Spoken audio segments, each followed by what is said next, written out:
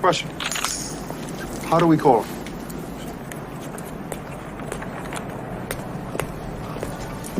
He gave us a signal.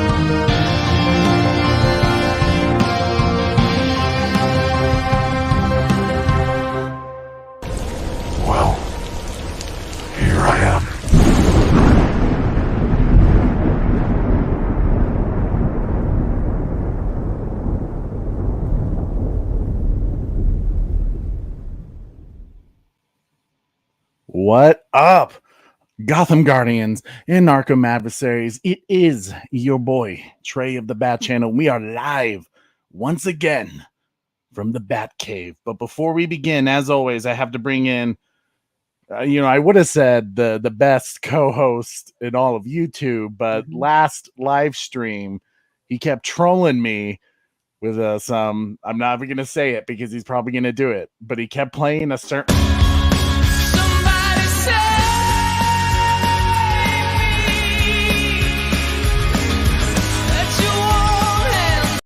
Sorry about that, folks. What is up, everybody? Are we ready to have a damn good show on a wonderful, wonderful Saturday?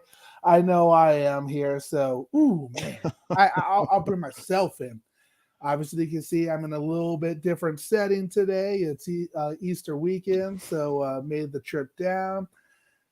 But here we are, everybody.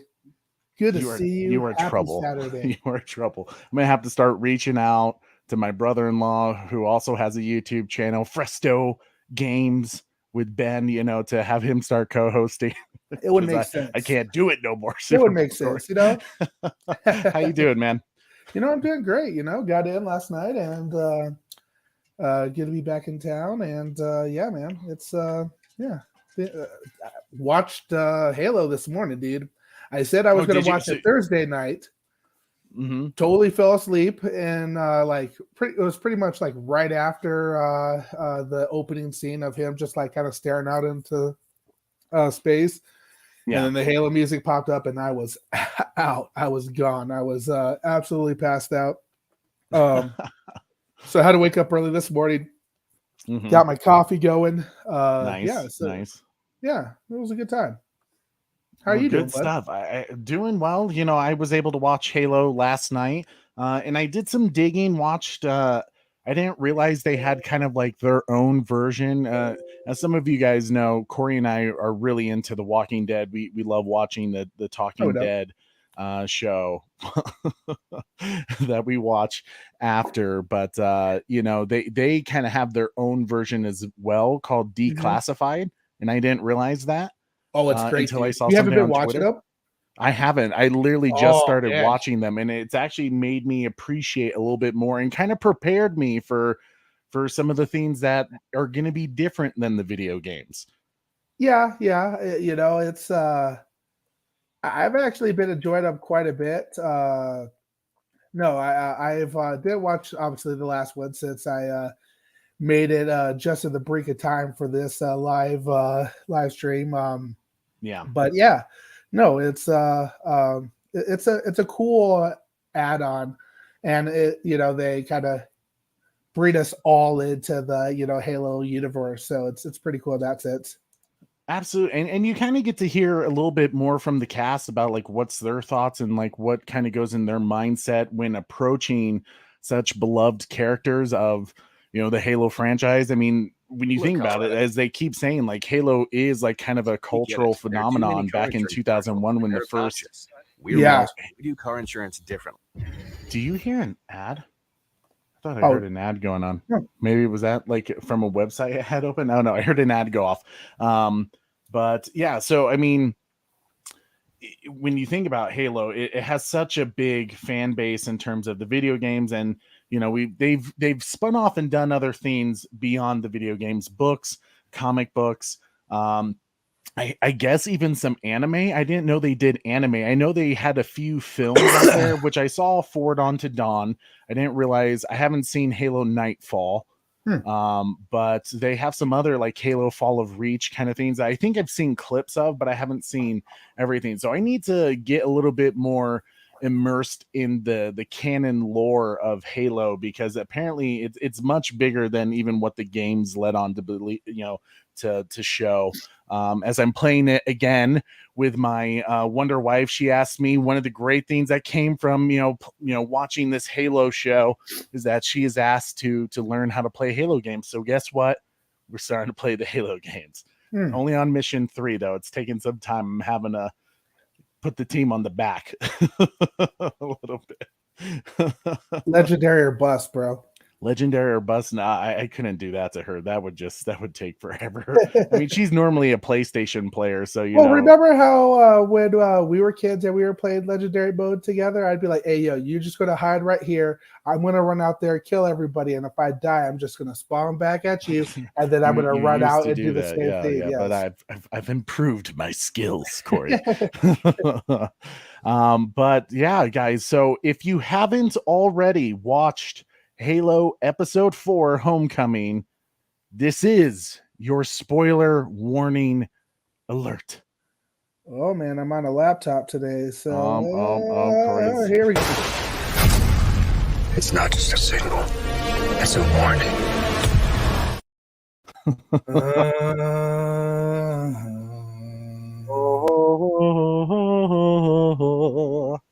Guys, okay, so let's recap real quick where we left off. Whoa.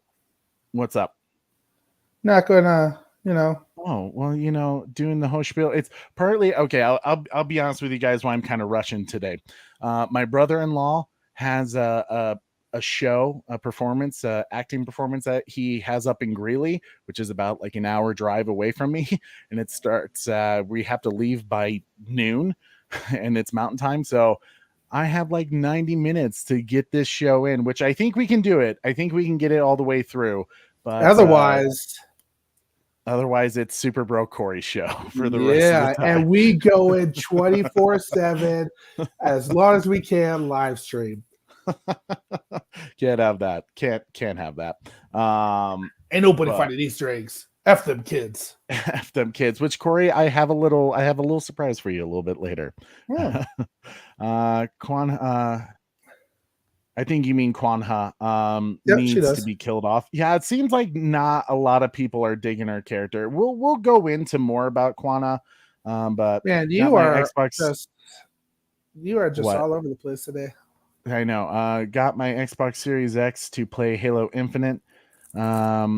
Show got me to want to play the game again. Oh yeah, nice. Yeah, I've been playing Halo Infinite multiplayer. Haven't done the campaign yet because I still need to beat Halo 5.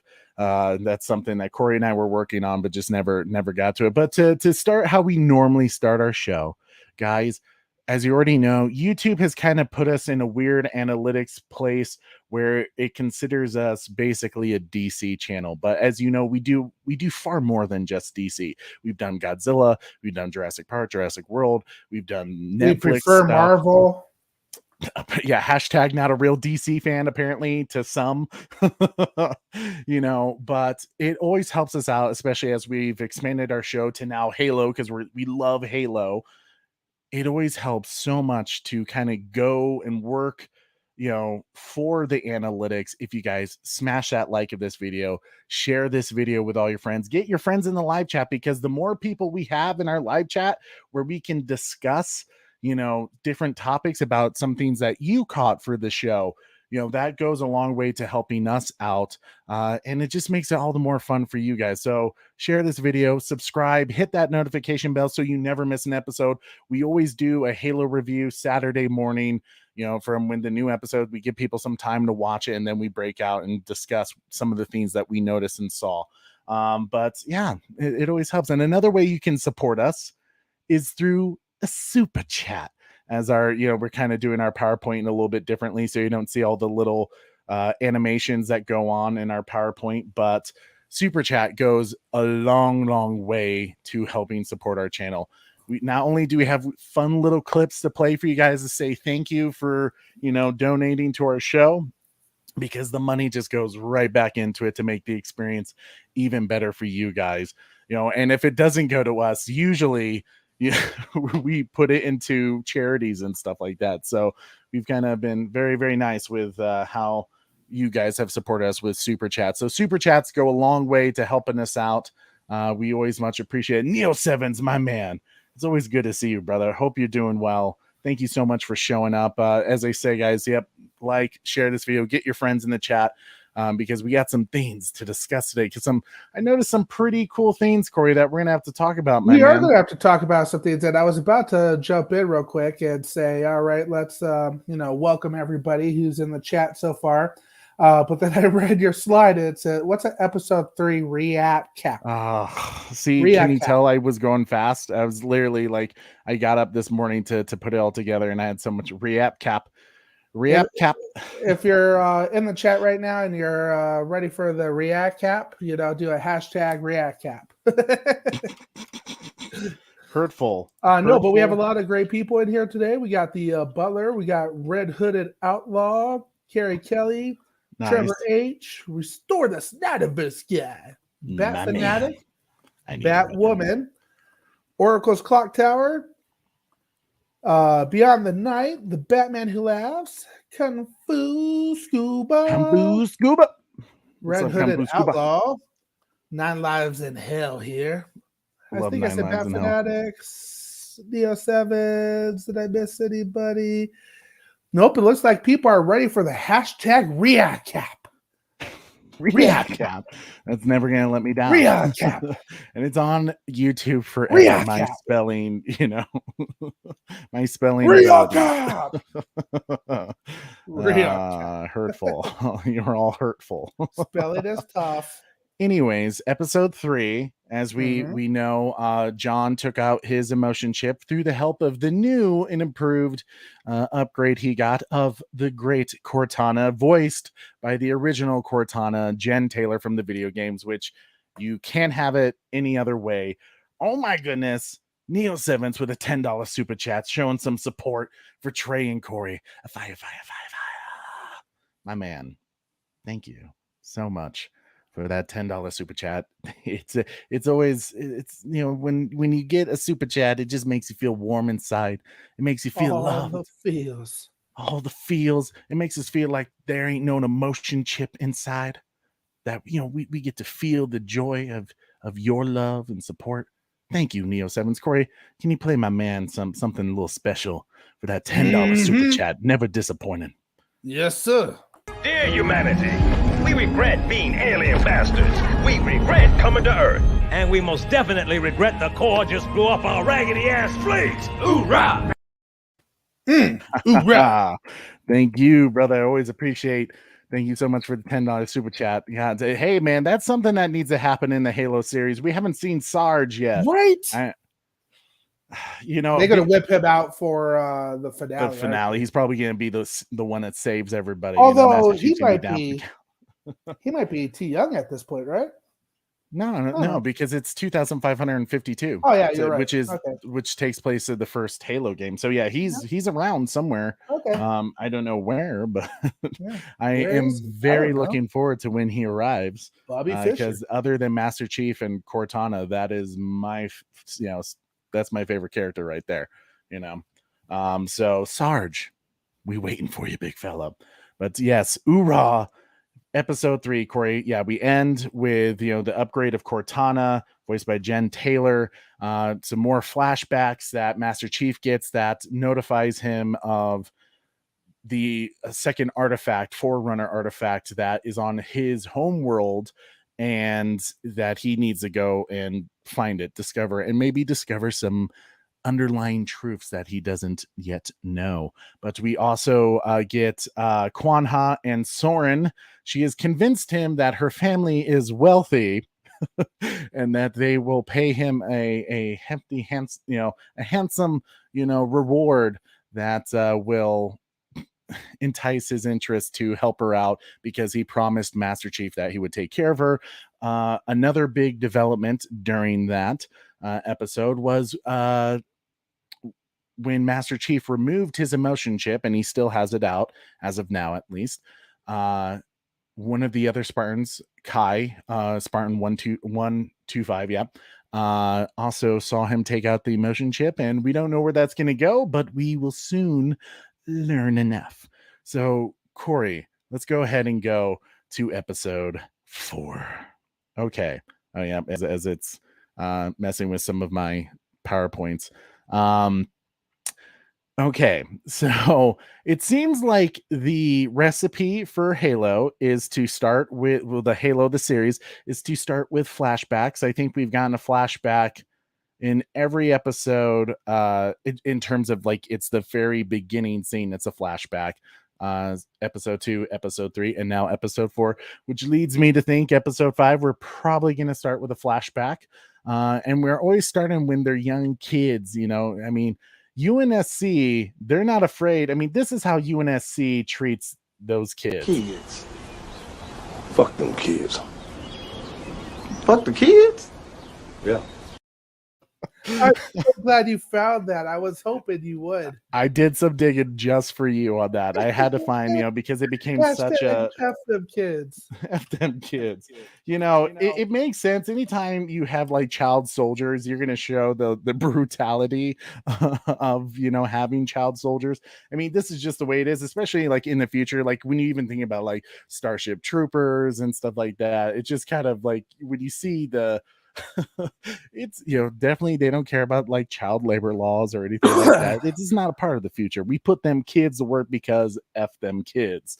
But we get to see all the Spartans when they were younger being trained. You get to see Kai, you get to see Riz, I'm totally spacing, I think it's Vanek, who's just completely badass. But you also get to see, of course, John 117 as a youngling. And we get to learn that he was a bit of a troublemaker when he was a kid, that he often tried to run away from the Spartan program. But one person who kept manipulating him and keeping his mind, I guess you could say, away from his home world and his family, Dr. Halsey. Corey, what did you think of that initial scene with Dr. Halsey? Man, she's up to no good, right? She always is, so yeah, no, it was it's going to be interesting to see how they play out, how she acquired John 117. So I'm hoping that they stay true to kind of the Halo lore. It definitely seems like that so far. And I'm hoping with these flashbacks that he figures it out as well. So yeah. I'm looking forward to it all.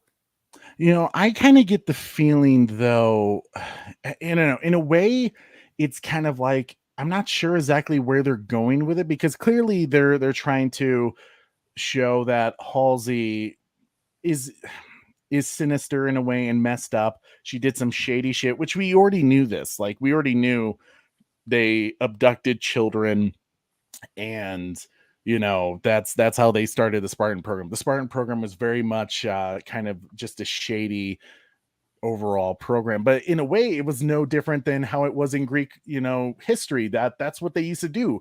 A kid reached a certain age, and now he has to serve the duty of his country, the Sparta, and they would take him and put him into military camp at a very young age.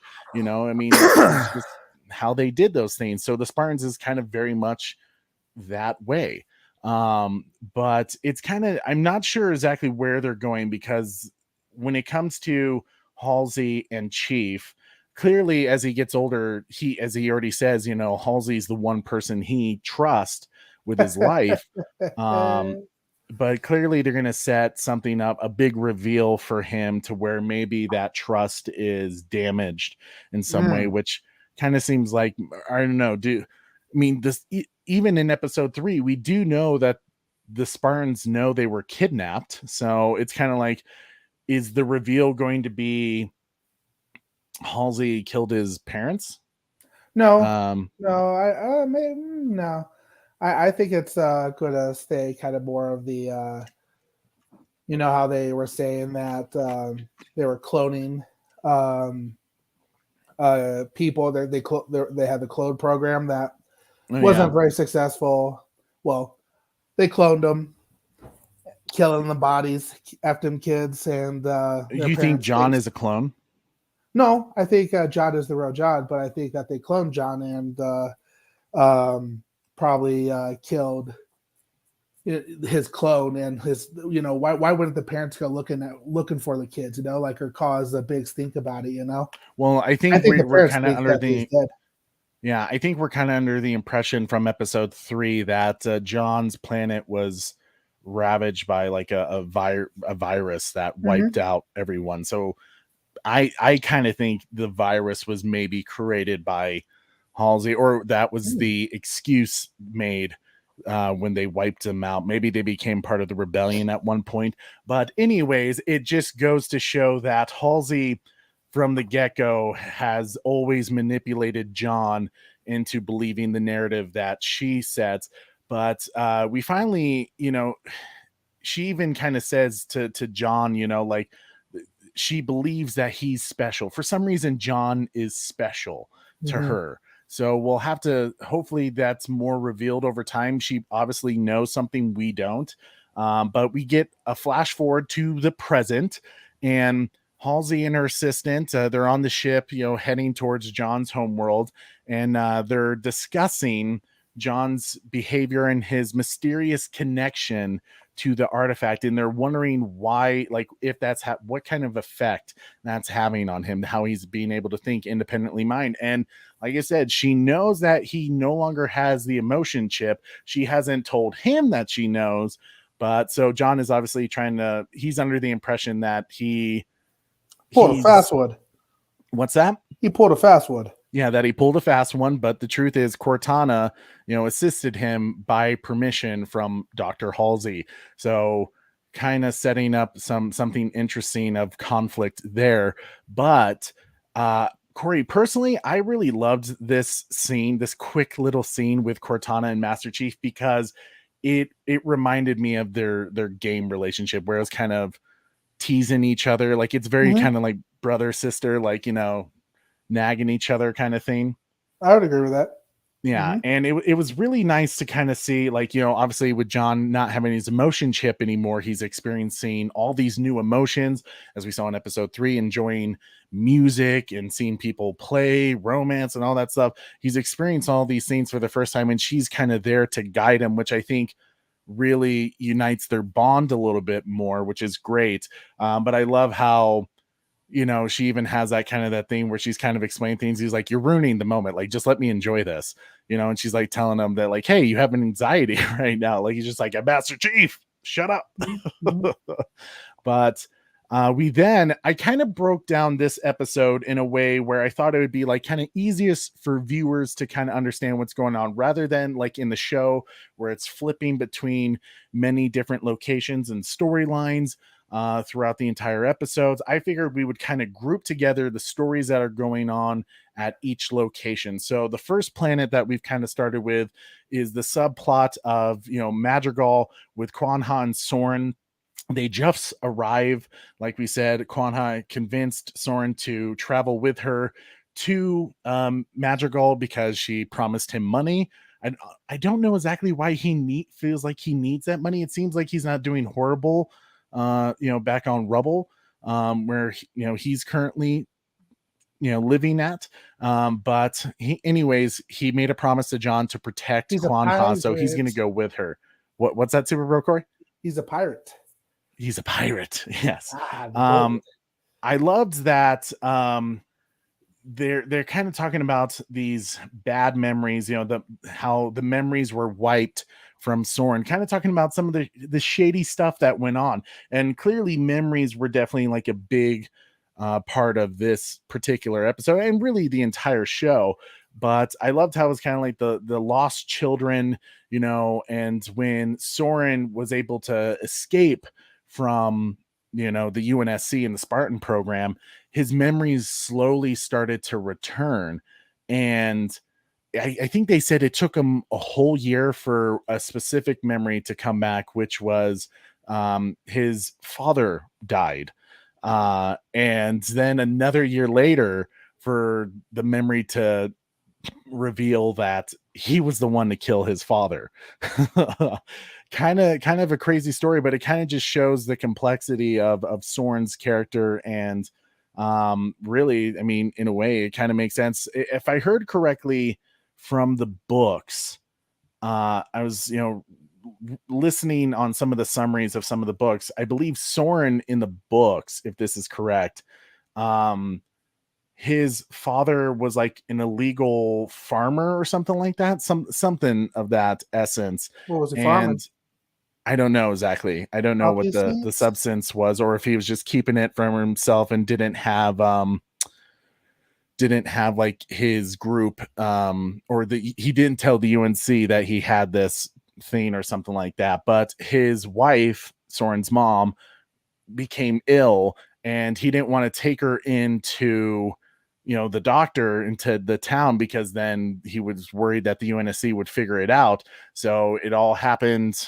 Finally, he decided that it was just too, like, we're getting to the point where he has to take her in, but it was too late for her. So she dies, and Soren kind of blamed him for her death and stuff like that. So kind of an interesting, complex background on Soren that I think is, it explains a little bit more of his character, and I think in a way why family is very important to him, which is great. But as we can see, Madrigal has become not quite, well, obviously it's tough times, it's very chaotic, and with the loss of Quan Ha's father Jinha, from when the Covenant attacked, they now have this new appointed UNSC leader with Vinisher Grath, and he is clearly a tyrant. He clearly rules with fear. As you can see him walking through the town, it's almost kind of like a scene from the Godfather Part 2, I think, when that one Don is walking through the city of a festival and people just fear him and he kind of takes what he wants, kind of thing. It's very much like that. Corey, what did you think of kind of what's going on in the current status politically of Madrigal? Yeah, it's a shit show. Obviously, their former leader Quan Ha's dad has been killed, and bad people are going to try to get into power and everything like that. So it's not surprising. He's easily going to have to take her dad, who is a loved leader, to rule them by fear. So it seemed like every rise to power evil person story in some ways. Mm-hmm. And it's very much, she's going into the lion's den, right? Like there's a bounty on her. Vinisher knows that if there's one person to kind of stir up trouble on Madrigal, it would be the daughter of his enemy, right?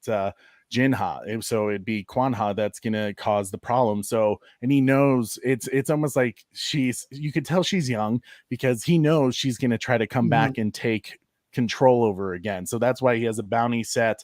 And I mean, it is a bit brave on her part. I just don't understand why it's so hard to kill this kid. Well, I mean, luckily for her, she has Soren with her, who is he didn't finish the Spartan program, but he is super strong. I know, but man, but Quan Ha, this was really cool, Corey. This is where I found some Easter eggs that were pretty fun when they go through the marketplace throughout Madrigal. You can see that there's a battle rifle that we all know and love from the games, but you also see a Marine helmet. But the biggest thing I noticed in the background, there was an Xbox with the old Xbox controllers. Really? Yeah, I tried to find a picture, but I was gonna like snapshot Damn. a picture of it, but it wasn't clear enough. I couldn't get like a clean picture of it to Damn. make it work. I But missed that. I recommend, if you guys want to see a cool little, Easter egg, go back, watch Halo episode 4. Right when it gets to the marketplace, you'll see right before she meets her friend, the old Xbox with the big fat controllers and everything. Yeah. Oh, It's that's pretty cool. fantastic. Yeah. When I saw it, I was like, like, oh my God, that's awesome. But They're trying she to asked keep her, us interested in this story. They're like, watch for the right. hidden I details. agree. Han's character is kind of the weakest point of this show. And I think they're clearly building her story up to be something important and special. And I think, unfortunately, because she's just an original character, we have no care. I mean, every time you see Master Chief, right, or the Spartans, you're like, yes, this is Halo. And you're seeing that her story is clearly to show the effects and the impact the UNSC has had on the rest of the galaxy and humanity. The different colonies and stuff like that. She's there to expand on the Halo universe of things we've only heard about, but now we're getting the point of view story from. So I get why she's kind of the least favorite character. Hopefully, I have a theory about her character of why she's about to become more important, but we'll get to that in just a second. So she meets a friend at the marketplace, and already, I don't know about you, Corey, but I was just thinking, when she's like, clearly there's a big bounty on her, there's literally a bounty sign right behind her. Yeah. And Madrigal's poor, obviously, and the fact that her friend was like, oh yeah, come to this place, I was just like, your father's gonna have a memorial service. From that moment, I was just like, don't go, it's a trap, it's a trap, It's a trap. it's a trap. Yep, same.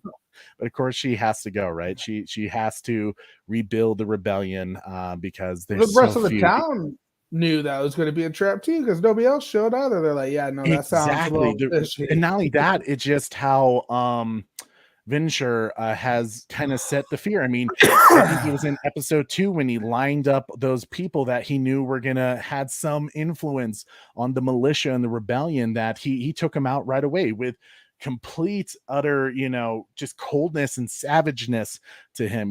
Just like, he doesn't care. He's just gonna wipe people out to hold on to his power. So clearly he has everyone in fear. And it's her Kwanha's view on the rebellion and its moral strengths and moral code, they're not quite where it was when her father was in power. People are scared, and just trying to survive at this point.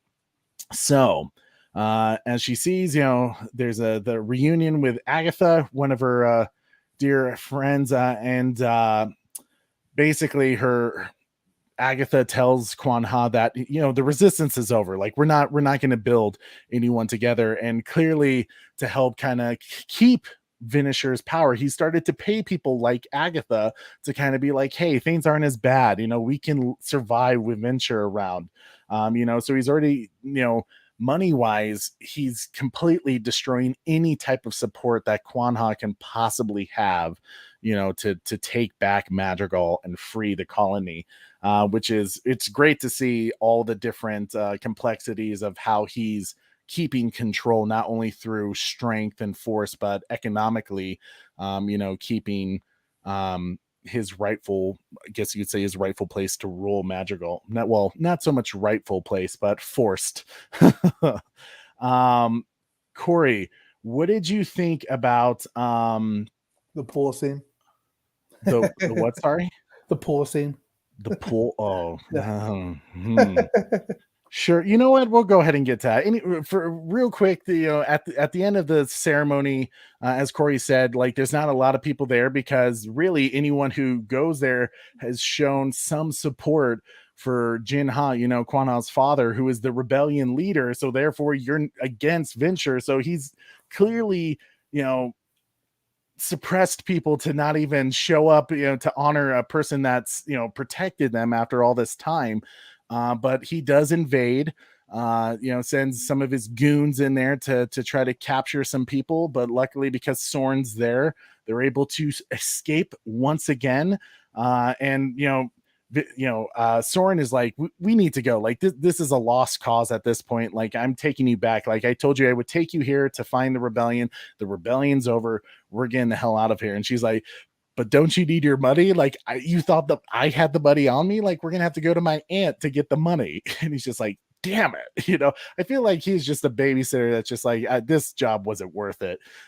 John is gonna get a smack like Will Smith.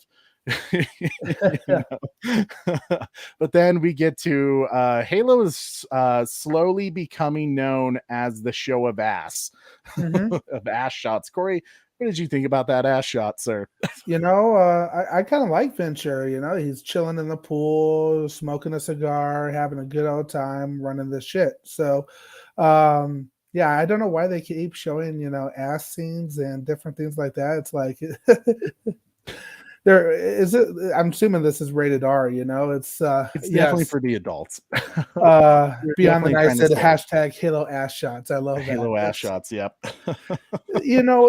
Okay, so I typically wouldn't have an issue with an occasional ass shot here and there, but when we're seeing more of Master Chief's face, more of Halo ass shots than we are seeing battles with the Covenant, I'm getting a little frustrated. You get a little bit frustrated. So, yeah, it seemed unnecessary. But dude's a baller, chilling in the pool, smoking a cigar. He's definitely flexing, his new role for Madrigal. Just like, I own this place. Like, I can just walk around. I have an assassin that gets my cloak for me. And clearly he's setting up that he knows based off his spies that Quan Ha is back in Madrigal, and then she is trying to restart the rebellion.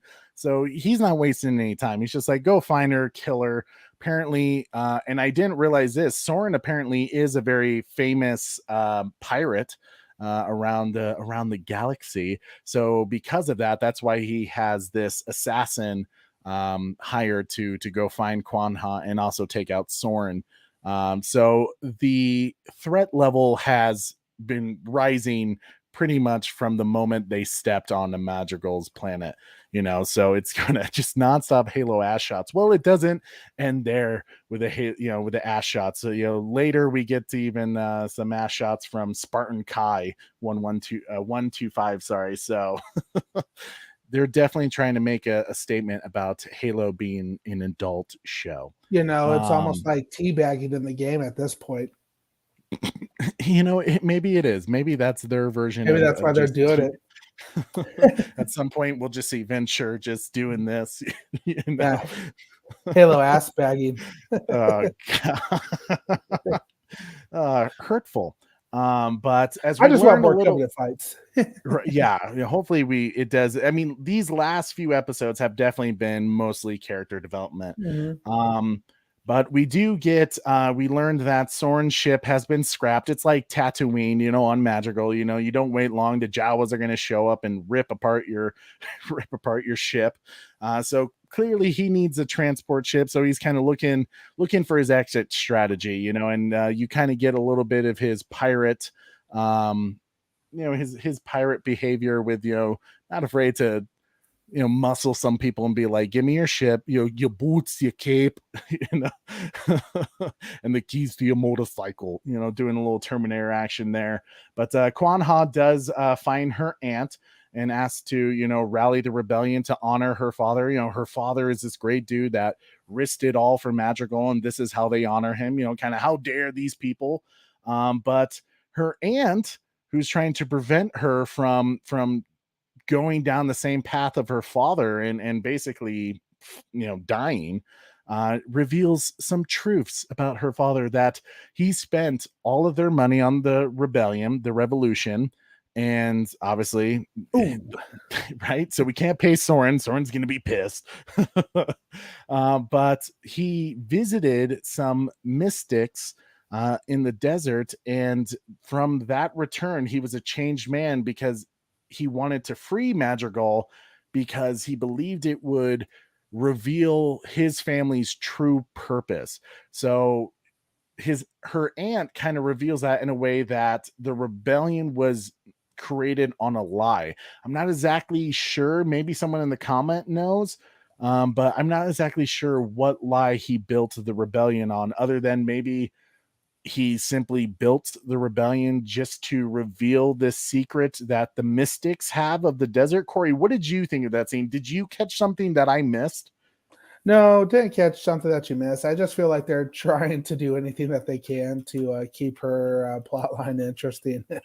to keep it relevant to what's going on.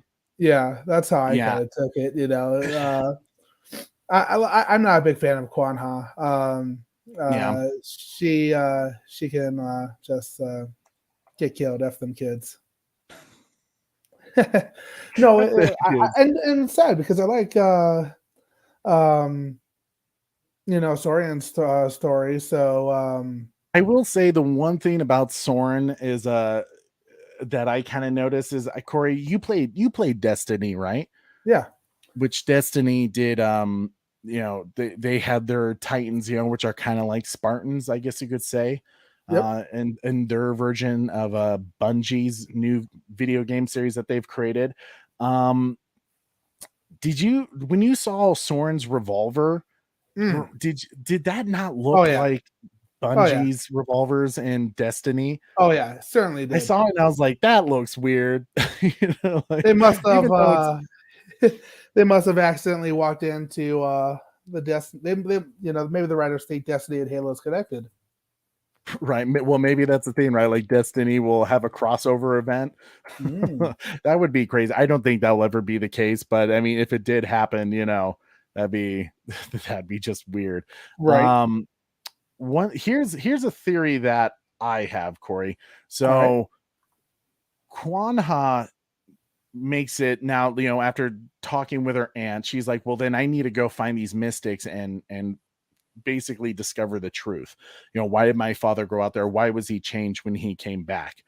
I'm wondering to also kind of further her plot and because really her connection and what made her story somewhat interesting is what is her connection with Master Chief, but really she's not a part of Master Chief's story right now. So her kind of level of importance, I think, has dwindled in the audience of like, we're just trying to get, like, her story is just a subplot that really serves no purpose other than we can't have the entire focus be on Master Chief nonstop.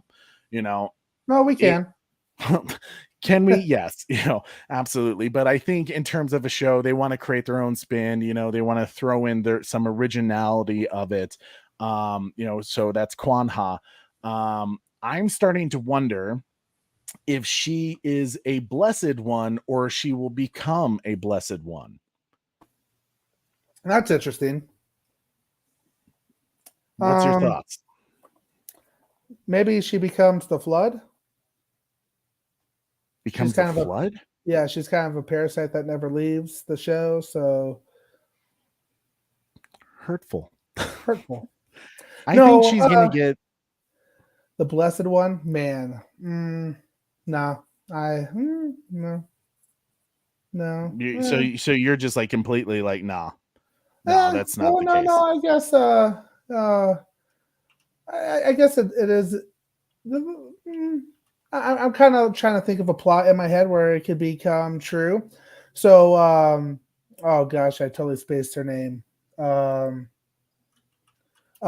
chick with a covenant. What's her name again? Maquis. Yeah, Maquis. Maybe Halo, Master Chief just, destroys Maquis right away, and Kwan Ha is a blessed one. So they try to pick her up as their new blessed one, type thing after he straight up destroys Maquis. It's an interesting thought for sure. That's they need to do something that makes her plot line Where Yeah, obviously she's a big enough character that they're keeping her around for something. You know, we're not digging her, so that's a very interesting take. yeah, it's to me it just kind of makes sense, like, because if they don't do something that makes her important, Mhm. or at least, important to Master Chief's story. Like at some point, I think they're clearly going to come back together. Whether she gets captured, captive by a magical venture in his group, that Master Chief has to come in and save her. But clearly, I feel like if this is it for her story, is for her to start a rebellion in Madrigal, take it over, free it. We know Madrigal gets attacked by the Covenant at some point, and I think even destroyed, by the Covenant. Now maybe they're going to do it differently in the show, but to me, it's kind of like the real fight in this entire Halo show is the fact that the humans were having, rebellion all around against the UNSC, but when the Covenant arrives, it kind of unites people, and we even see kind of a little Easter egg of that thought process when we get to the planet Reach. At the planet Reach, we see a little sign that says, "Only together we can prevail," I believe is what it says, if I recall correctly from my memory. So it's kind of hinting at what needs to happen. And it's, the Covenant War is the real deal here, right? Because we're starting to get closer to the Halo event. But of course, as Quan is learning all about this about her father, and she makes a decision that she needs to go find the Mystics, the assassin finds her and, of course, kills her aunt. Bad timing. She just, you know what? Kwanha just needs to stay far away from her family, because when she's around them, they die. Them kids, they die. Keep her away from them kids. Mistress of Mayhem did bring up an interesting point. Didn't she touch the artifact in episode 2? I don't think she did. I was wondering that too. I was like wondering if I can't recall if she touched it in the prison where they meet that dude who was supposed to be a jackal. I'm totally spacing his name. But I don't think she actually touched it. I don't think she ever got to it before, something happened, before Master Chief did something. So I don't think she has touched it. So it's possible, but anyways, the assassin kills her aunt. Soren's able to save her yet again as her great bodyguard. And obviously there's chaos in the streets, and they have to get away. They have to escape and head to this place of the Mystics. Now we go to our next planet, where I'm kind of, like I said, I'm kind of consolidating the stories. Obviously the show kind of flipped back and forth, but I figured to kind of keep a smooth storyline, we talk about each planet all the way through of what's kind of going on. So we go to the planet Reach. Corey, if you could go to our next slide, please, sir. We start with Spartan Kai 125. She removes her emotion chip that she saw that Master Chief did. It made her pique her interest in possibly achieving the same task. But Spartan Riz 028 also walks in on her at this moment. And to me, this was probably like one of the most silliest parts. I mean, like, we get some more ass shots, but the fact that Spartan Riz doesn't notice, like, she's bleeding from her back. She has a knife with blood on it, and she doesn't go like, "What are you doing?" Like, she doesn't like question her further on it. I mean, I guess it shows the ignorant trust that Spartans have for each other, the bonds they have with each other, that they're just not going to question each other. But you would think, Spartans who are more in tuned with, details and things like that, and scouting and paying attention to those things, she would notice something was off and something was weird going on. But nothing really comes of it. She kind of just like, "Cool, all right, well, have a good day," as she just drops the emotion chip in the sink. You would think at some point, the janitor walks in and be like, "What's this thing?" Yes, it's a very cheeky show, Neo 7's very cheeky indeed. But we get her kind of experiencing some emotion, which is great, because she's kind of seeing things for the first time as well. But I loved how Corey, she was cleaning her her Spartan rifle, and because of the oil she's using to clean the gun, it has a very kind of grease. deep red, the grease. Yep. Yeah. She's like, well, hey, I can dye my hair with this, right? Form a rebellion. First off, Corey, because you would know, can someone dye their hair with gun grease? I don't think so. No, That's just doubtful. Is there any ridiculous. gun grease that's red like that either? Yeah, there's grease. Okay, That's red, for sure, so there is some stuff like that. Okay, just I was curious, you know, she probably because just like didn't when wash her hair afterwards. So right, she's like, I love how her like first, you know, thoughts of rebellion is like she's totally like, I'm just gonna put this in my hair. Because you know she's getting some individuality, you know, she's getting some independence to her. She's like, screw Halsey, I'm gonna paint my hair because I've always wanted red streaks in my hair. Which, hey, you know, individualism much needed, because we know Spartans are just very robotic in behavior. But Miranda Keyes is studying the artifact, you know, still trying to figure out why Master Chief is so special. Why is he able to activate its abilities? And is it possible that maybe the Spartans can do this very same thing? Maybe suggesting that Spartans are blessed ones. Well, as we learned with Silver Team, I just like how they straight up said, because it's Master Chief. yeah, right. It just tells you, like, I kind of feel bad because clearly Master Chief is the golden child, and all these Spartans are kind of just like, yeah, we're Silver Team, he's Golden Boy, you know, it's Master Chief, he is the blessed one. They're not even gonna argue it. It's just like, it's Master Chief, man, he's the best. They don't have emotions, so it doesn't bother them. Yeah, I guess so, but maybe it'll start bothering Kai now that she no longer has the emotion chip out, and you can kind of see how she reacts differently to the other Spartans now that she has her emotion chip out. But as each of the Spartans touch the artifact, we learn that they're not special, they're not blessed ones. And it just begs the question more, why is John so special? Did something happen when he was younger that maybe because he found that other artifact that makes him blessed or special? Is it possible to become blessed, you know, one of the blessed ones, or is it just born to be blessed?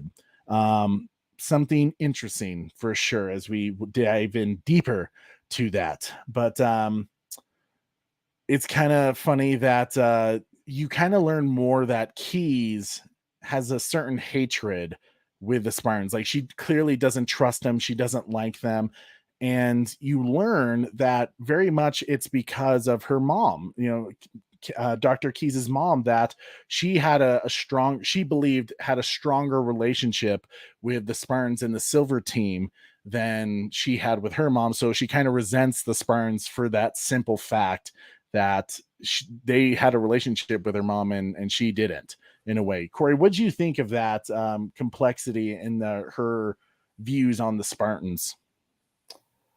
I'm sorry, I missed some of that as I was reading some of the comments. Sorry about that. Your question was how what do you think of the dynamic between Keyes and the Spartans, like how she doesn't like them because of she believes her mom preferred the Spartans over her? Yeah, I think you know, do you think she'll come to reveal that maybe that wasn't the case? No, I don't think so. But I thought it was just kind of to me it seemed kind of filler more than anything. Okay. So I think their bond is going to be interesting because they're you know, as they're starting to open up, you know, that yes, like Oracle Clock Tower just put in the chat the girl talk scene. Yep, we're getting to that. Yeah, it just seemed like it was there more than anything. Yeah. I especially loved Yellow Devil, what's up? Hey guys, I got COVID, so I won't stay for long. Corey, you need to kill twice as many Covenant soldiers. Well, dude, I hope you feel better. Get plenty of rest, some hot tea, and you'll be fine, brother. Just keep pushing through. Be strong. Get some good rest and drink plenty of water and some vitamin C, vitamin D, all that good stuff. But hope you feel better soon, man. Yep. You're in our Lots thoughts. of D, lots of vitamin D. Lots of vitamin D. So one of the scenes I really liked on Reach was obviously Miranda Keyes is studying Covenant weaponry and even their biology with the elite. But we saw some of our favorite Covenant weapons, the carbines, the plasma rifle that they have, and also the Needler, which the Needler looks a little bigger than I recall, but at the same time, the elites are also kind of bigger than normal in the Halo games. Like they're even taller, much taller than the Spartans, but in the games you're about kind of the same height, I think. With the elites, but it was pretty cool, Corey, to see the Needler, and I loved how they even they start talking about it, and she's like, "This is my favorite Covenant weapon," and it's like it's for us, it's a lot of our favorite Covenant weapon. Yeah, it's one of the... when I immediately think of Covenant weapons, the firearms that I'm picking up, it's always going to be the Needler. Like I want the Needler, especially if the energy sword. It, Yeah, the energy sword or the gravity hammer. Those are the only three of the Covenant side of things that I'll pick up. Yeah, I mean, it was just kind of cool to hear them even be like, yeah, that's our gun that we'd go for if we take it from a Covenant soldier. And I loved how she was kind of talking about the needles that go into it and how it follows flesh just like it does in the game, and then when it enters, it explodes. So I'm glad that's staying canon. Like it's not just a gun that shoots like these little sharp plasma things, that is actually has some of the motions that the video games have, which is pretty cool. I hope we see it in action. But Corey, what we also got in the scene? The first mention of grunts. And I love how they get no respect. They get no respect. Right? We're talking about grunts. We still haven't seen any yet. I know, like hopefully next episode we really kick this up, because this is what it's been really. We've only gotten like a few minutes in the last few episodes of action, or maybe even seconds of action, and then it's character development, which I love character development. I'm all for it if it's good storytelling. But Halo is also very action packed, and we need to get to that at some point. And the fact that the last 3 episodes have been little to no action and just character development, it's starting to get really slow. So they need to pick it up. They really do. Corey, one of the cool things, obviously, from this whole thing is obviously the Spartans have been around the Covenant quite a while. They're fighting them, so they would pick up on certain details like language and what they call certain things. And so they just start deciphering and building a Covenant language that they can actually start understanding, reading, and what's the word I'm looking for? Identify. There we go. Identify. What did you think of that entire scene? How she's using the Spartans to kind of build a research dialogue with the Covenant, and starts to learn some special things. I thought it was kind of cool because we all know that we were doing that in the games as well. When they'd see the demon or overall, we'd like make those, those sounds as we were running over to kill them and then teabag them. So, yes, I thought it was cool seeing the Spartans help, decipher and try to figure out what their language is meaning. Personally, what I loved most about the whole Reach scene, especially with the Spartans and Miranda Keyes, was we get a little more background on the lore, and not only that, it really tells us a lot about the type of person Dr. Halsey is, because they tell us about that story where the pet story, the brutality of the pet story. Insane. What Basically, the they had hell? these hunt games that they did for Spartans that if you lost, you had to kill your dog. F them Insane. pets. Yeah, they had to kill their pets. Like, you know, even the Spartans are like, oh, I won the game like 9 times before I had to kill my dog. Which, and then you know, the other Spartan who was able to win everything and still had to kill his freaking hog, you know, like, Well, the fact that Halsey killed it, you know, that to did me, Halsey like, kill you that know, one? I was expecting, yeah, he says, he's like, I won all the matches. And, you know, so she was thinking, like, oh, so you got to keep, I think, what was it, Ivan the Terrible Dog? Yeah, And that was so, a hog. Was it, I yeah, think? and she was like, so you got to keep her dog. And he's like, no, Halsey killed it. And then he says that great line that says, the only thing that matters is the bond between Spartans. Like, that's the only trust we are build to you know, really accept, that the only trust we have is for each other, which explains their trust in Master Chief. That Master Chief, he's kind of going rogue, he's kind of doing his own thing, he doesn't have the emotion chip, he's being rebellious, and even Yeah. Kai's now starting to follow in his footsteps, and it's all Yeah. because they trust Master Chief to a T. Which, in some ways, they better put that, you know, emotional damage chip back into them, because, you know, killing your pets, you know, that's like signs of like serial killer type shit, you know. That's It is kind of messed up, right? Like, it's yeah, clearly it just shows the coldness in Halsey, that she really doesn't care about their human emotions. Like, they're no. meant to be just robot killing soldiers, you know. Hashtag F them pets. F them pets. Like, see, yeah, this show, it's really, it just explains the brutality of the UNSC and Halsey, which is great. And it's kind of funny because in the games, you know, John very much cares about Dr. Halsey, and still has that trust, and, you know, he's going to go out of his way to help her. But at the same time, Halsey is the one manipulating. She's the crazy one that's kind of done all these really shady things. Like, Yeah, killing it pets. definitely seems like, you know, she's the one that needs to be, you know, taken out. Well, maybe so, and maybe that it leads to future conflict with John and Halsey at one point, because I was starting to wonder if obviously, because they all had pets, well, who's John's pet? You know, Halsey. and what's that? I said Halsey. Halsey's his pet? No.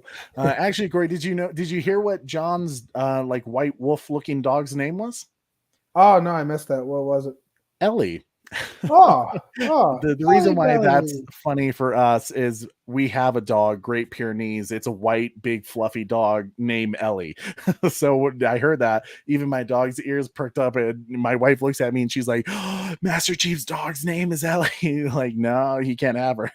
I don't think it's gonna go well. F them pets.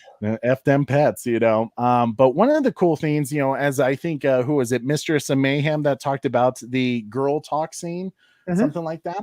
You know, because she, you know, Kai doesn't have her emotion chip, she's kind of able to connect more with Miranda, and they have like a really nice, sweet moment with each other where, you know, she's showing Miranda that Spartans aren't cold people, really. Like, underneath, if you get rid of the emotion chip, but if you take away what Halsey has turned them into, they're people just like her, and it kind of builds that little bit of that bond between them, as you know, Kai is helping her decipher some of the themes.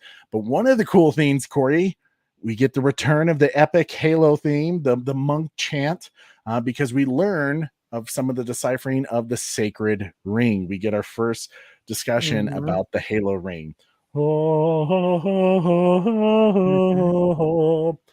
So cool. Obviously, I'm so excited for it. I can't wait till we get to that moment. But what's interesting, because Miranda Keyes has already been burned by Halsey before, and now that she's kind of made some really good progress on the covenants, you know, and even the artifact, she's like, hey, can we keep this like secret? Because I don't want like Halsey to take this back over again, to just, you know, bulldoze her way and screw up my research and make it her own. So she tells Kai, like, can you keep this a secret? And Kai, no longer having the need to follow orders, really, she's like, yeah, I got your back. We'll keep this between us until, we know further what to do. So very interesting about the relationship dynamic that is happening between Kai and Keyes, and really what's going to come down to the other Spartans in the future. But Corey, now we get, obviously, like I said, from the different moving back and forth between stories, but for how I broke this down for us, we get to Uranus 2 with Master Chief's original homeworld when he was Johnny instead of John 117. Here's Johnny. They arrive on the planet, and one of the best things happens, folks. Master Chief puts his helmet on for 15 seconds. Did you clock it? No, I didn't, but I thought I should have, because it was literally, I think it was about 15 seconds. He gets in to the Warthog, starts driving it, gets immediately out of the Warthog, and then, I mean, clearly he must have been driving for like maybe an hour or 20 minutes. I don't know, who knows, but for us watching it, it was 15 seconds. Halo's the Glorious Pictures, guys. The Glorious Pictures is in the live chat. Glorious Pictures, my man, you are awesome. I can't wait for your Batfleck V Deathstroke project to come out. But you say Halo series is dropping. Me gets excited. Master Chief removes helmet. Me gets depressed and starts questioning my life. Oh no, don't do that, Glorious Pictures. Don't question your life. Here's the tough part. I understand, like, and I've heard from both sides, some hardcore gamer fans, which I am a hardcore gamer fan. Now, I didn't read the comics. I didn't read the books. I've watched a few of the films they've made over the years, but I haven't watched everything. So I'm not completely immersed in all what's considered canon and not. But I understand the whole helmet situation with Master Chief. I get it. I agree. When he has the helmet on, he looks badass. The moment he takes the helmet off, and it's nothing against Pablo. Pablo's doing a wonderful job. I think his performance is really, really good. It's not what we know of Master Chief, right? But I think what people need to understand is this is different. This is a TV show. They're going to take their own creative liberties, and to help tell that story, they're gonna do their Master Chief thing, right? In the video games, you're Master Chief. I honestly think it makes sense why Master Chiefs never wear the helmet. What's that? It makes sense why Master Chiefs never wear the helmet. Because he's never fighting. Yeah, he's never fighting. There's no threats out there. So exactly. There's no threats going on. Why wear that helmet? He might as well just leave it at the house. Well, I did think it was kind of, my wife even looked at me and she's like, why couldn't he just like hand Halsey his helmet to hold on to while they were driving the car? And I was like, oh, well, I don't know. I imagine it's kind of heavy, but I was like, but I don't know. That's a good point. She's like, it just like, even Sarah, who is just starting to play the Halo games and doesn't understand that Master Chief doesn't take off his helmet, at least in the games, was even kind of like, what was the purpose of that? Like, why did he take off his helmet? And it's just like, I get it. Like, whatever, like he wants, who knows? But anyways, Master Chief wore his helmet for about 15 seconds. So it was great to see you with your helmet on, Pablo. But he's starting to see his world, and Halsey's kind of telling him about his homeworld and his parents, and tells us that they were at one point the leaders of the colony, and they basically, if I understood correctly, they created a way to like create plants and life to make basically planets colonizable, which is very interesting, very intriguing that his parents were not only that intelligent, but just that, I mean, when you think about it, to create life like that is quite impressive, especially the fact that they were the leaders of this once great colony that has apparently been wiped out by a virus. So it was great to get some backstory of John, but he knows he's kind of going off of his memories and his flashbacks from touching the artifacts to where he needs to figure out where to dig the hole of wherever this possible artifact could be. And when they do finally find this case that has this, I think it was called plant pots, he was able to find some drawings that kind of were like schematics that if you put them all together, these layers of images, it created the artifact image that he's in search for. nearby where they dug up the hole, there's where his actual home was, and it looks to be a bit destroyed and in ruins. But one of the things I really liked, Corey, is how the actress who plays Halsey, she subtly plays, the more and more John starts to figure out and have flashbacks, you can tell she starts to feel a little unsettled. She's starting to get nervous because she's worried that some secret is going to be revealed and she's going to lose her control over him. The fact that she kidnapped him. I still feel like that's like, it's obvious that he kidnapped her. Like, if that's the big reveal, then this show lost it for me, because it's like Master Chief knows he was kidnapped. Soren said he was kidnapped, in episode 2. Like they all know they were like kidnapped at some point, or at least taken against their will. I mean, even Master Chief in the beginning of this episode, when he's young little John, he's like, little John, he's like, I just want to go home. And she's like, you don't need to go home. This is your home now. He's just like, no, I want to go home. And he's, she's manipulating, like he can see that. So if the big reveal is I kidnapped you, I think it's going to have something to do with his parents. Your parents thought you were dead. That's how I kidnapped you. Do you think she replaced him with a clone? Oh, is that your thoughts? She replaces him with a clone, and so and his parents died with the clone with the virus? Maybe. That's interesting. That's an interesting theory, possibly, but I think it will have something to do with the death of his parents, that she will be somehow the cause of that because of John's being special. Little Johnny. Yes, little Johnny, with his big white fluffy Ellie dog. But he goes into John's home, and I thought this was really, really cool. Once again, I don't understand the physics or the technology behind it, but obviously Cortana can just project anywhere. I think at least project anywhere where John is. I don't know. Or at least in vicinity of where John is.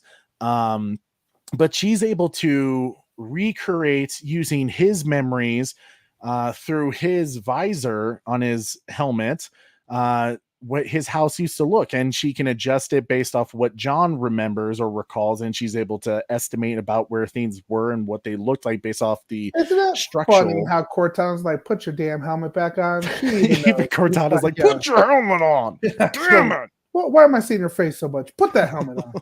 She's like, Pablo, I love you, but put the helmet on. Like, you're gonna need it. So anyways, he puts the mask back on, and he's like telling her kind of where things were, and he's kind of getting his memories. And I loved the mirrored shots of a memory that you see Master Chief with the kid, but you also see John without all the armor, in the same stance that his dad was in when his dad was overlooking John drawing some of these things, asking him questions like, where are you getting this? How'd you get these drawings? And stuff like that, or this imagination. And clearly there's some hidden secret behind all of that. But as we learn, is that John, from another memory, Corey, if you could go to our next slide, John sees, the drawings from the cave ruins, the ruins of the flashbacks, that he touched another artifact when he was younger. But he also sees a memory of him and Halsey when he was a kid, and it pulls right from, I believe, the Halo Fall of Reach movie, the animation movie. If I recall, one of the ways that she was testing John to see if his special abilities was, she had a coin that she would have tossed up, and John would have to guess heads or tails, basically, and he kept guessing the right one. Ryan, my man, Ryan, it's so good to see you, bud. I'm glad you're here. Sorry I was late. How dare you? How dare you be late, Ryan? I'm just kidding, brother. It's good to see you, Ryan. Thank you so much. You can always catch the replay on stuff you missed, but right now we're doing our Halo spoiler review of episode 4, Homecoming, like we do every Saturday morning. Right now we're kind of towards the end as Master Chief. Better than your Saturday morning cartoons. Your Saturday morning cartoons, that's the way it is. But yeah, so we see Halsey is testing John's abilities and how he keeps calling the right, the right coin toss, just like it was in the original lore of Halsey testing John when he was a little boy. Except for I think in the show it was like in the animation, it was I think it was a quarter rather than a UNSC coin, but it makes sense for it to be a UNSC coin. Yeah, I'd be shocked if we still used, US currency in 2552. That'd be interesting. But I mean, by that time, Corey, it'll probably be Bitcoin. I don't know. Dogecoin.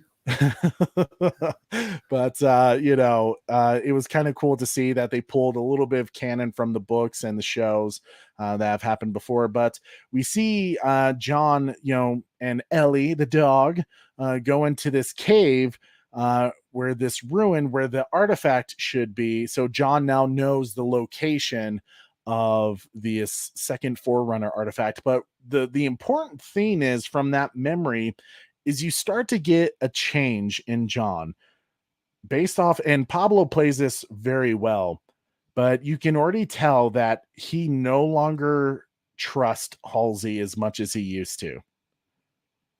Did you get that feeling too, Super Bro Corey?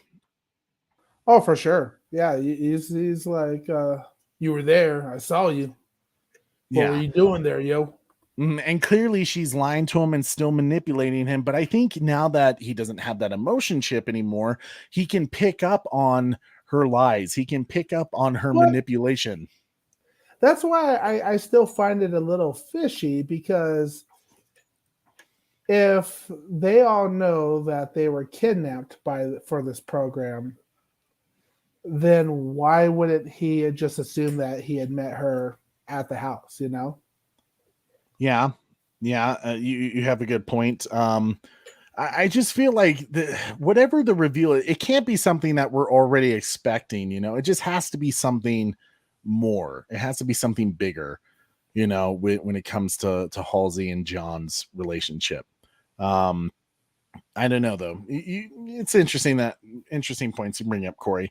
But anyways, clearly their relationship is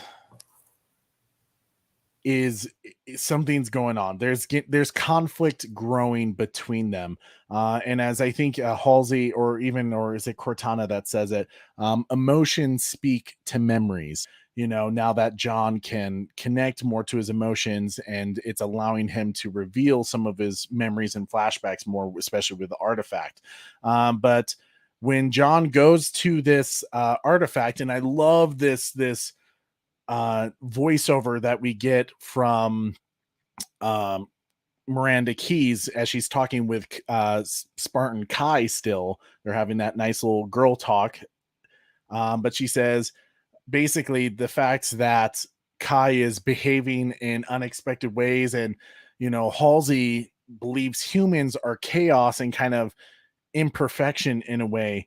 But basically she tells Kai like that you better be worried, because Halsey's not going to stand for this. Like, this imperfection is not, she's going to cut it out of you. Basically, she says who we are, where we are heading, and what is our true potential. These are the things that Halsey questions herself. And I love as she says, what is our true potential? Halsey doesn't tolerate glitches, clearly setting up that, I don't know, maybe Halsey will maybe she's willing to clean slate, to remove some of those Spartans when they begin to not following orders, when they begin to rebel against her. Clearly it's setting up major conflict between Halsey and the Spartans at some point. And maybe even Miranda Keyes, as there already is. What did you think of that particular final line, Corey? Who are we, where are we heading, and what is our true potential? Halsey doesn't tolerate glitches. Yeah, I think we saw it. She'll just straight up murk people, man. I think she'll kill your dog. Yeah, she'll kill your dog. She'll kill your pet hog even after you won the challenge. It makes me wonder. Do you think that right after he won all the challenges, did she kill the hog right away? Just be like your main focus, or did she allow him to have the hog for a little bit, and she didn't like how much he was, feeding it and petting it at night. So she was like, interesting. I'm not sure on that, Corey. I mean, clearly, I mean, she, no matter what, Halsey, as we've kind of already know, she's not afraid to do something illegal. She's not afraid to test the boundaries of science to, you know, achieve what she believes is her right, her goal, you know, or her mission. She's willing to put the mission first in a way where she's very much a Spartan herself, you know, in terms of emotion. You know, she can turn it off very easily. And as we learned from her clone was just like, do you still like even have thoughts that you're thinking about not doing this anymore? And she kind of just smiles at her like, nope. Like I'm willing to take you out, you know, I'm willing to end you, you know, to achieve this greater advancement for humanity, to take them to the next evolutionary level that Cortana can with Master Chief, essentially. So I would say for me, Corey, one of the most interesting characters is Halsey at this point. Oh, I completely agree. Yeah, her I hope we get more backstory, like flashbacks of when she was young, you know, maybe going through medical school or something. Why she turned the way why she became the person she is. Why she decided that this was her mission to advance mankind and in the coldness that she does it, at any cost. The human aspect, how she doesn't like humans, you know, like who they straight up said, like, hey, you know, when you're more human and you're, you know, making mistakes, you know, those are glitches to her and you're out, bro. Yeah, you're imperfect and you're dead basically to her. Like, you know, you are the problem that she's trying to solve. Which in some ways is very Spartan-esque in the way where, you know, we're checking, you know, the baby, making sure it's a fine specimen, and if it's not, we're booting him off the cliff into the baby totally pit. Yeah, you're absolutely right. When Bungie at the time in 343 decided to call these super soldier Spartans, you couldn't have given them a better name, because not only it's a modern tale of real Spartans, you know, of Greek Spartans, of how they handled that entire situation back then in Greece. You know, they're truly a perfect modern tale of that entire scenario. And what those people and characters are and what they did to create the perfect soldier. You know, in this case, they're, you know, a little more science fiction-y when you add, you know, superhuman serum to them and stuff like that. But I mean, this is them, you know, the Spartans were very much the same way back then, which is great. But Trevor H always coming in with that super chat. Thank you so much, sir. I really appreciate it. For the $5 super chat. Damn, Trey, great deep dive. Yeah, I try to. When I watch these shows for you, I gotta dive in deep. I gotta find, you know, the origin of what is being trying to. There's always an underlying story from visuals to what they're trying to say behind the scenes, and I like trying to figure that out. But thank you so much for your $5 super chat. Trevor H always coming up for us. Appreciate all the support and love, brother. Corey, can you play my man Trevor H? I'm gonna let you pick one this time. You want me to pick one? Okay. Yeah. Let's. You know, it's funny now that my connection we're running. My connection's good today. It's not as bad as it was the other day. As you're glitching out as you say that. Oh, is it really? Of course. Dang it. My man, this is for you, Trevor H, with a $5 super chat. Yes, sir. I need a weapon. Right this way.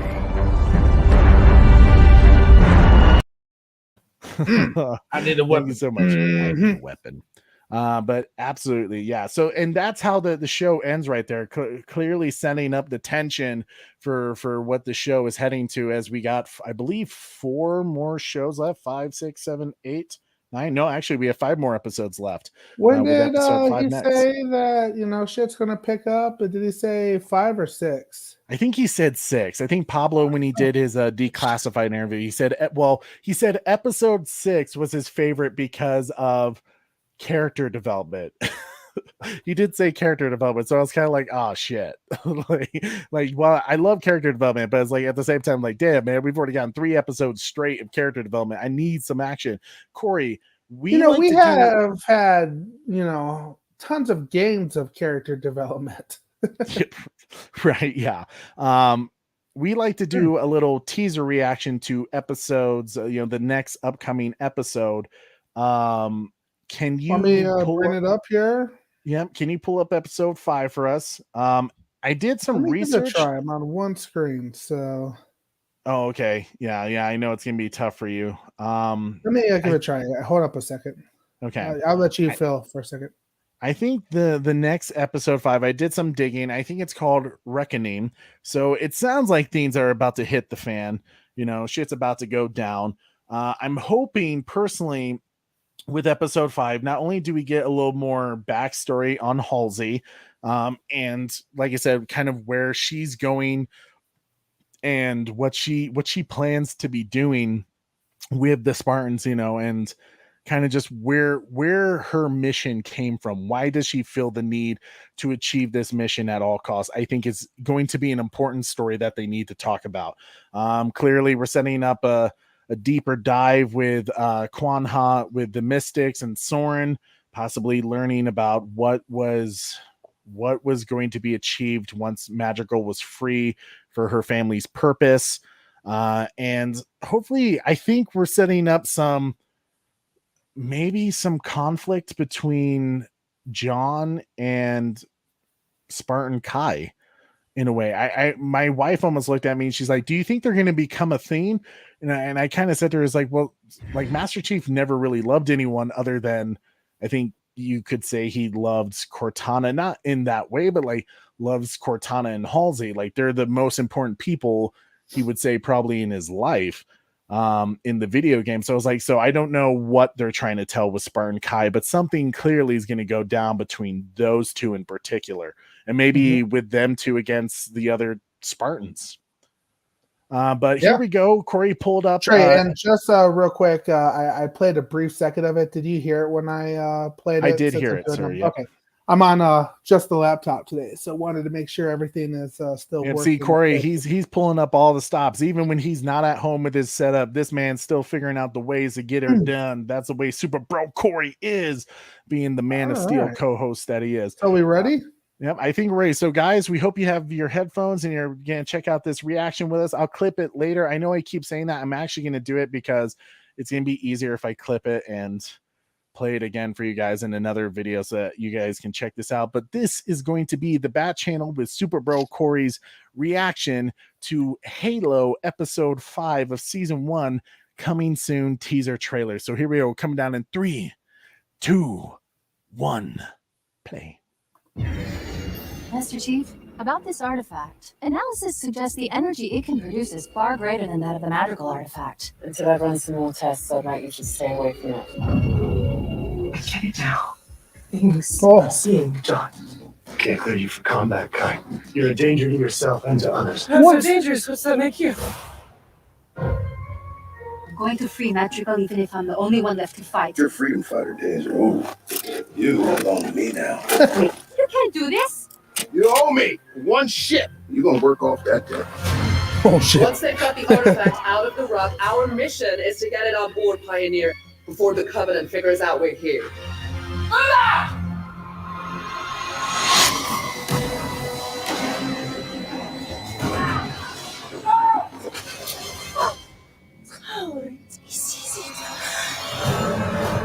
Incoming. Yes. Yes. Yes. Oh no, yes. no, that's it. Oh, that's it for the clip. Damn it. No. Okay. Yes. Awesome. Okay. Clearly, yes, more action is coming. They didn't waste their entire season budget on episode 1 for 10 minutes. We're gonna get some more. We're gonna get some Banshees, which I'm excited to see. Full all out battle with the Covenant and that Pelican the UNSC coming in right at the beginning. That was nice. Oh man. So Corey, so clearly, as Cortana says, this pillar artifact has more power than the artifact they found on Madrigal. That's going to set off a beacon that's going to alert the Covenant and Maquis. So maybe we'll first get our Maquis and Master Chief, connection to each other. Like maybe they'll finally meet up. And we'll see the two blessed ones that we are least aware of at this moment. But one of the biggest things that I'm surprised they did is the conflict and struggle of Kai and Master Chief, how he shoots her away. He's like, you can feel emotion. Like you're no good to me. You're not Right? suit for battle. Like, Right? the I was a hell? little like, yeah, he's the Master Chief, but like, hey, yo, bro, she's a Spartan too. Yeah. How are you I- gonna say you're ready for combat and she's not? Yeah.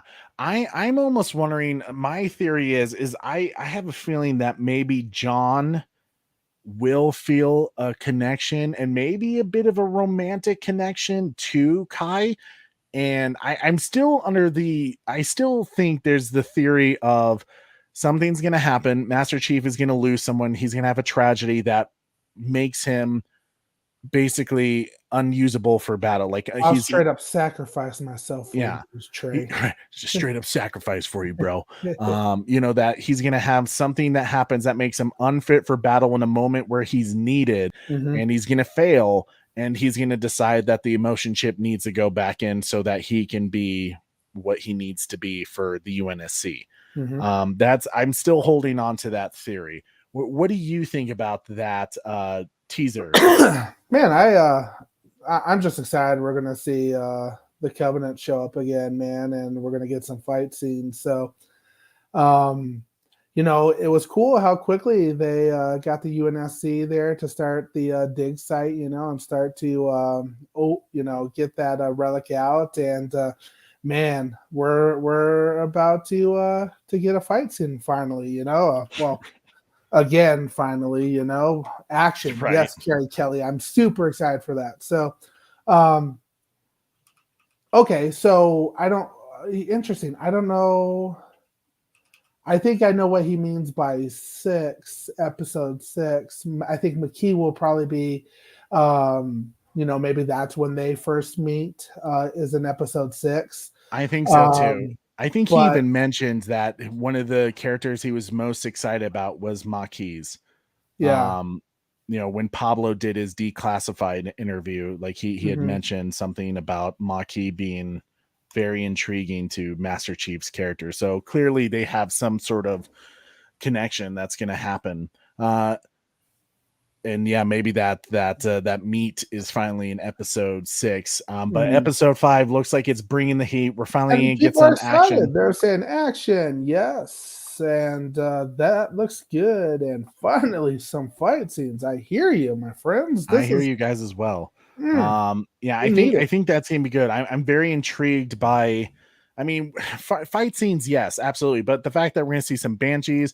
I didn't notice if there was anything other than elites there, but hopefully maybe we get some hunters, because we know hunters are with Maquis. As they took over that one ship, we know that there are grunts somewhere out there. We haven't heard anything about brutes or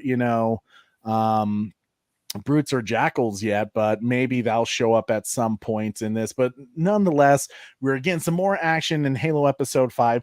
Corey, you already know that we always rate each episode based off, is it worth seeing, or just, I mean, series are a bit different than movies, right? Because unfortunately with series, you're only getting a piece of the story arc. You're not getting the whole thing that you would in a movie. So it's kind of hard to judge. So my scores, I will say, have been kind of on the lower side. It doesn't mean I haven't enjoyed this show. I am actually enjoying this show.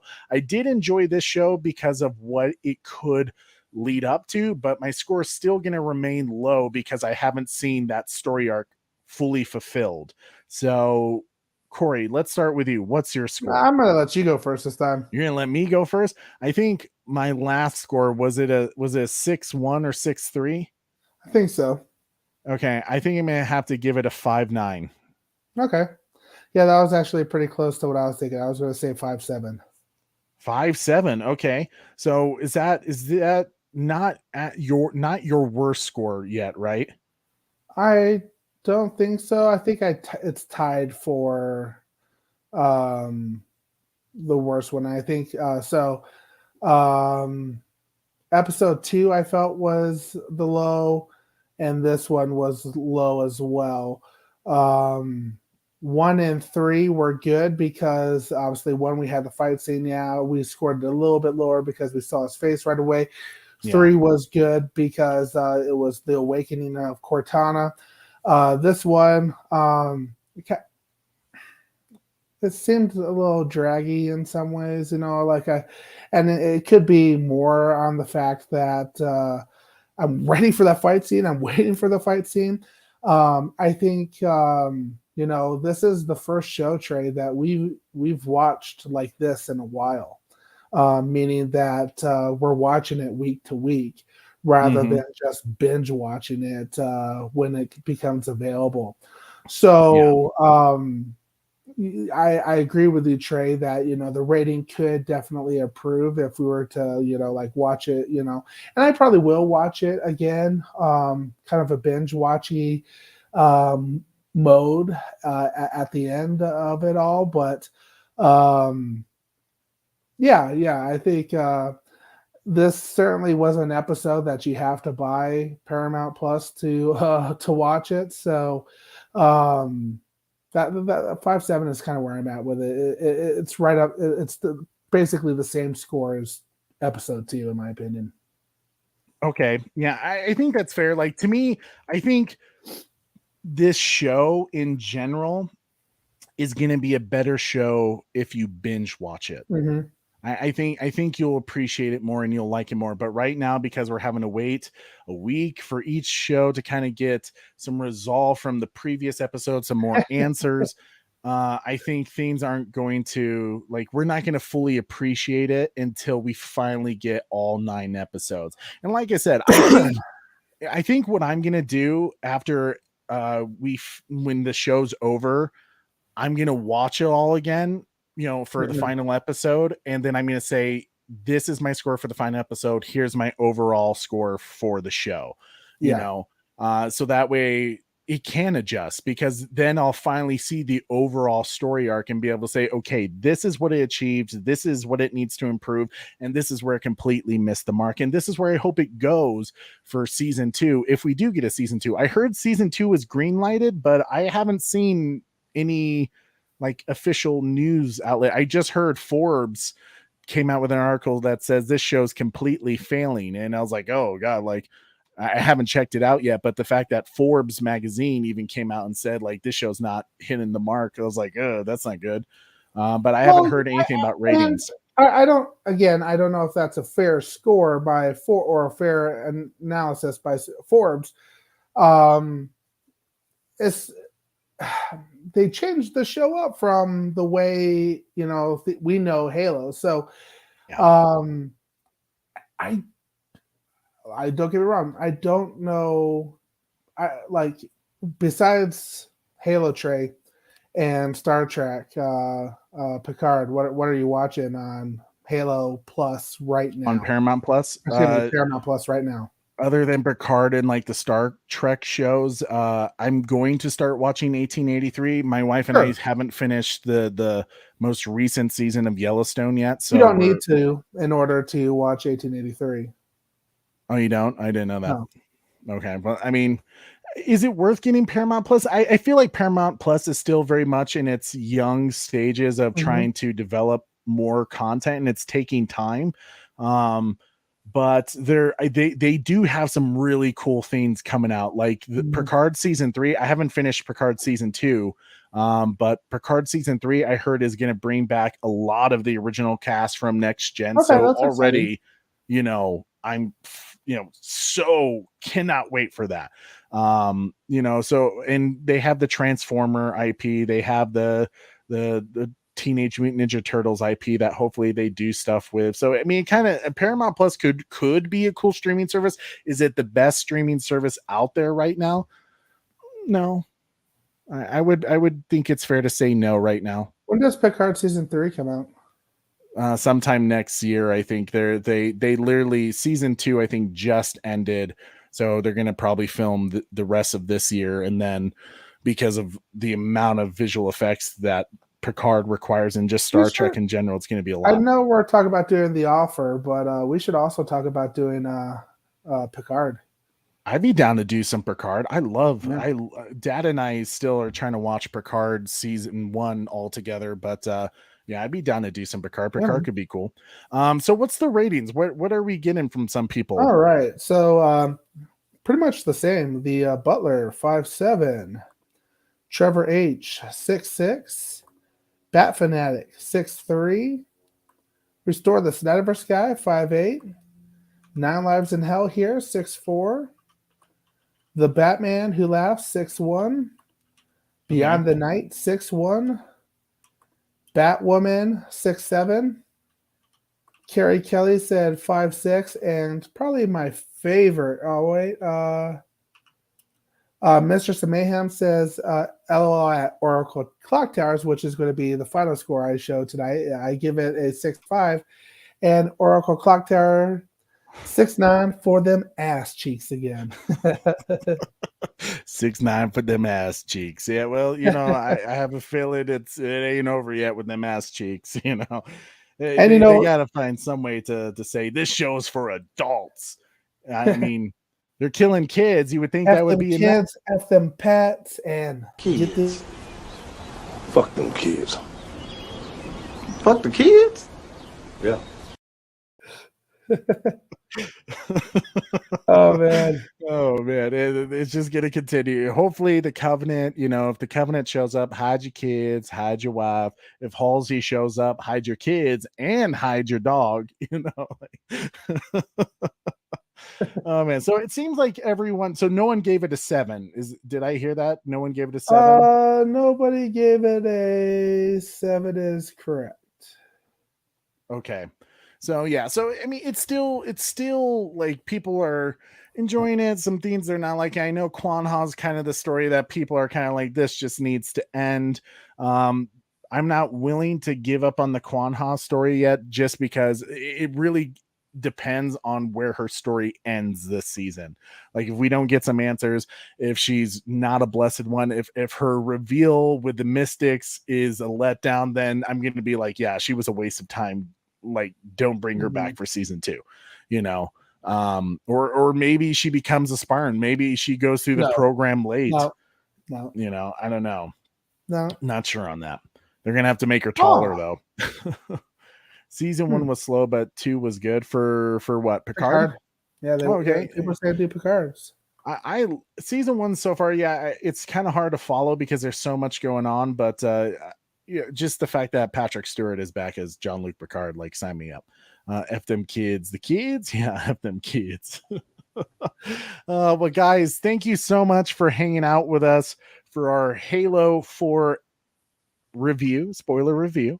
We'll continue it. We got episode 5, Reckoning, coming out Thursday next week, and we'll be doing our live show once again Saturday, as always, to help out our analytics, because we don't really do, you know, YouTube doesn't really know us for Halo content. They know us for DC and some other stuff. It helps us out so much when you like, share this video with your friends, you subscribe to our channel, you hit that notification bell so you don't miss any of our other future episodes. But more importantly, once this episode ends, to leave a quick little comment that just says, hey, I enjoyed the show, or even give your rating, you know, that you just, you know, the 6.7 or something like that. Yeah, or post your favorite theme so far, whether it's your favorite scene from the Halo or the ass cheeks. Yeah, yeah, you could say the ass shots, you know, the Master Chief taking off his helmet, F them kids, you know, however you want to. Leaving a quick little comment after the video ends goes a long way to help supporting our channel. So we thank you guys so much for taking that time to do that, and for not only that, for hanging out with us for an hour and 50 minutes, you know, just going really in depth. I mean, we go longer than the show actually is, just to really break things down and to say, this is what we think it means, this is where we think it's going. We really appreciate that, guys. It really does mean a lot as we start to build our Halo community. And for those wondering, when are we going to do a Halo community game match? Right now, Corey, I'm thinking we set it up for it to be a finale party thing. Like we get everyone together after everyone has had a chance to watch the entire show. The next day, maybe a Sunday, we all do just a Halo community game party where we'll put out our gamer tags. How many episodes is this? What's that? How many episodes is it? It's 9 episodes, so we got 5 more episodes to go. So it'd be like May 19th area? Something like that, possibly. Oh. We'll look at it though. I'm kind of breaking down. That's just kind of my initial thoughts as I was trying to figure out, like, okay, because my personal life is starting to get a little crazy. Some work stuff going on. That's kind of making my schedule all the crazier at the moment. But I think it would be fun to do kind of a finale Halo community Bat Channel gaming party to do. But I think that'd be a blast to hang out with you guys. And while we play some Halo, messing stuff up on multiplayer, you know, we'll also just get together and we can talk about what we're excited for the future of Halo if it does continue. I think it'd be fun. But Dadpool, ladies and gentlemen, Dadpool has left the building. Good day. Thank you, Dadpool, for showing up. My man, Neo7s, who gave us that $10 super chat earlier, says hashtag F them kids. Yeah, because that's what the UNSC does. They just kill any children that are around. Or thanks the to elites. both Neo7s and Trevor H today for the with the super chats. Thank you guys so much. That really we really do appreciate that. Like you said, it goes right back into our show to make it all the better for you guys. Check out some of our recent videos that we've released. We've done a Jurassic World video, and we've also done a reaction to the new Snyder Cut, how it should have ended video. That's hilarious. As a Snyder Cut supporter and just a fan of DC, I thought it was hilarious, and I think you guys will find it funny too. It was a fun video to do. But thank you guys so much for showing up. And I'm your host, Trey of the Bat Channel. And I'm Super Bro Corey. And don't forget to tune in weekly. Same bad time. Same Bat Channel. See you later, guys. Have a great weekend, everybody.